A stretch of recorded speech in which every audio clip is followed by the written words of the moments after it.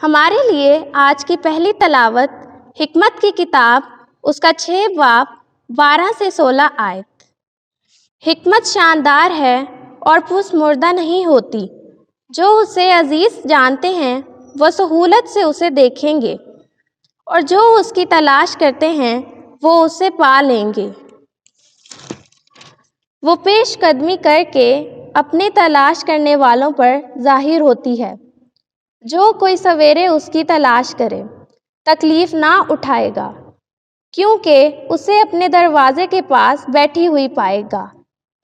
بس اس پر غور کرنا حکمت کی کمالیت ہے، اور جو اس کے لیے بیدار رہتا ہے وہ جلد ہی پرامن ہو جائے گا، کیونکہ وہ خود ان کی تلاش میں پھرتی رہتی ہے جو اس کے لائق ہوں، اور رستوں میں نوازش سے اپنے آپ کو انہیں دکھاتی ہے، اور ہر ارادے میں انہیں مل پڑتی ہے۔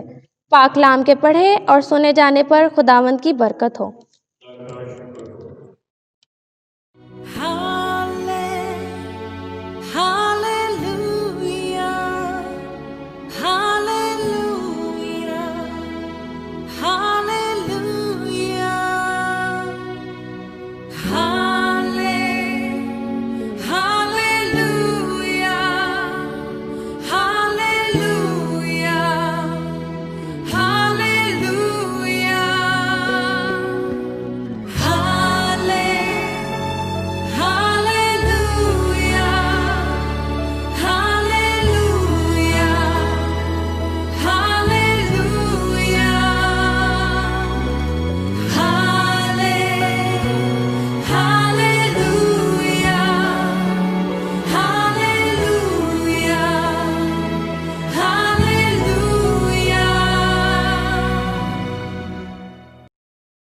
خداوند آپ کے ساتھ ہو۔ ہماری آج کی پاک انجیل مقدس متی کے مطابق۔ اے خداوند تیری تمجید ہو۔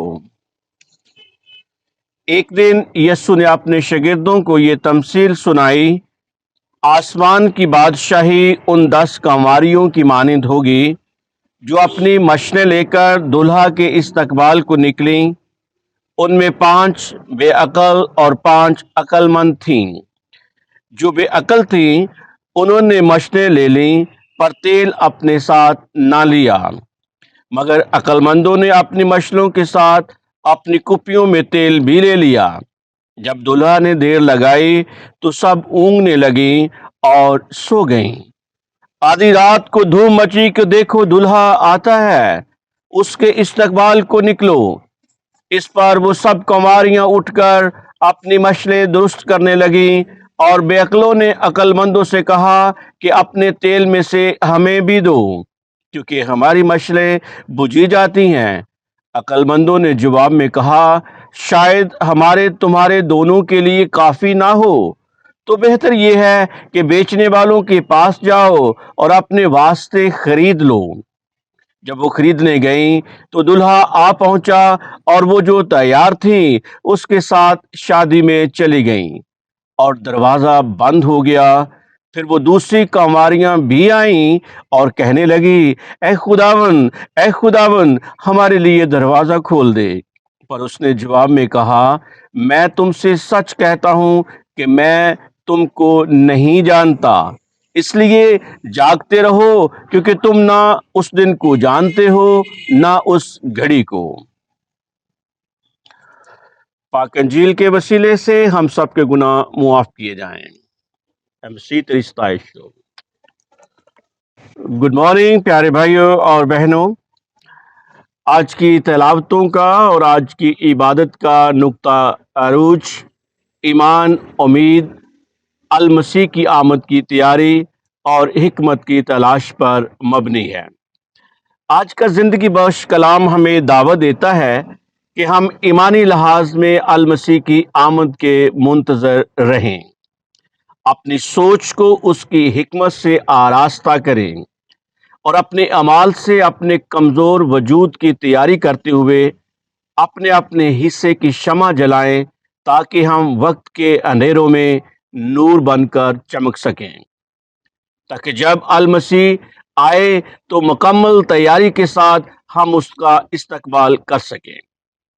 प्यारे भाइयों और बहनों, आज की पहली तिलावत हिकमत की किताब में से ली गई है।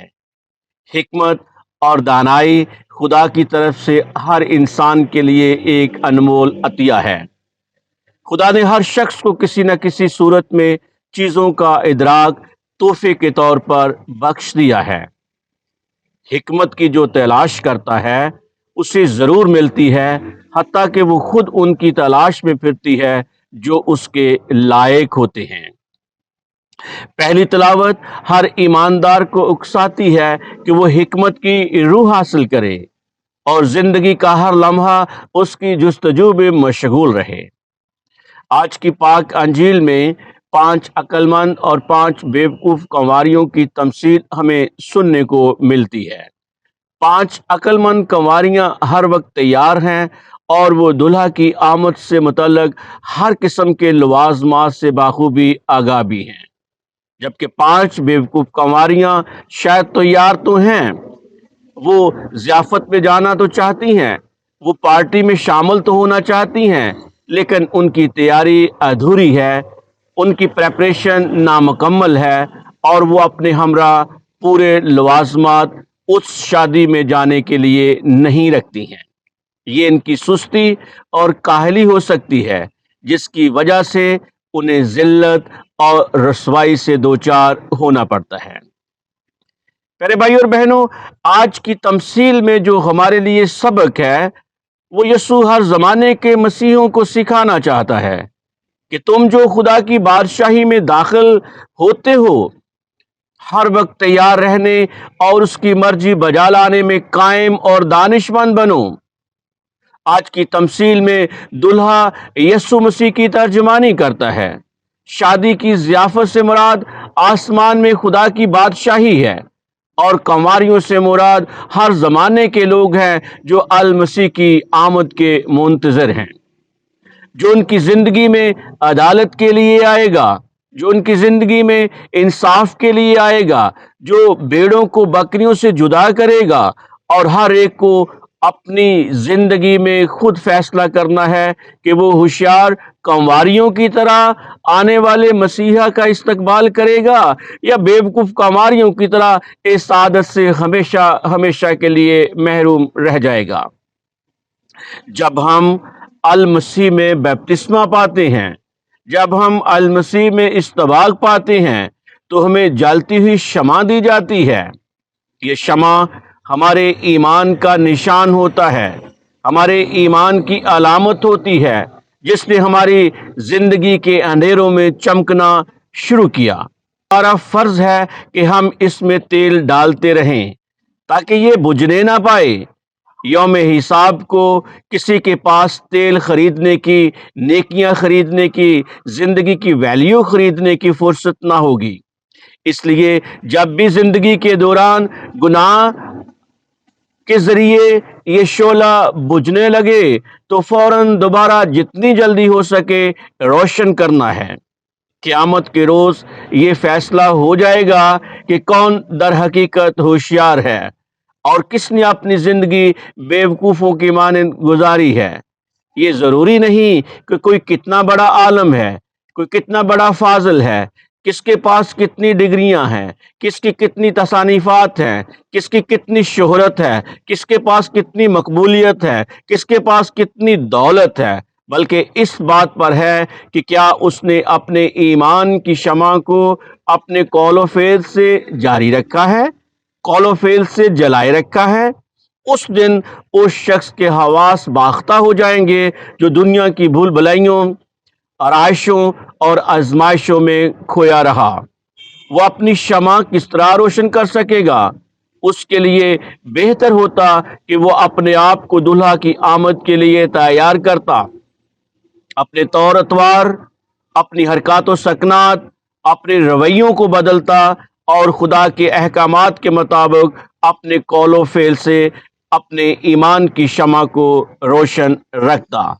प्यारे भाई और बहनों, आज के दौर में हर वो शख्स बेवकूफ़ कंवारियों का मुशाहबा है जो अपनी ज़िंदगी खुदा के अहकामात पर नहीं गुजारता, जो लालच, خود غرضی، چوری، جھوٹ کو اپنی زندگی کا حصہ بناتا اور علم رکھتے ہوئے اپنے آپ کو بے روی کا شکار ہونے دیتا ہے۔ لیکن اس کے برعکس ہر وہ شخص جو دکھیوں، لاچاروں، بیماروں، کمزوروں اور بے آسرا کا سہارا بنتا ہے، وہ ان عقل مند کانواریوں کا مشابہ ہے، کیونکہ جو انسانوں سے پیار کرتا ہے، محبت کرتا ہے، انس رکھتا ہے، الفت رکھتا ہے، وہ یقیناً تیل جمع کرتا ہے اور اس کی شمع کبھی بجھنے نہ پائے گی۔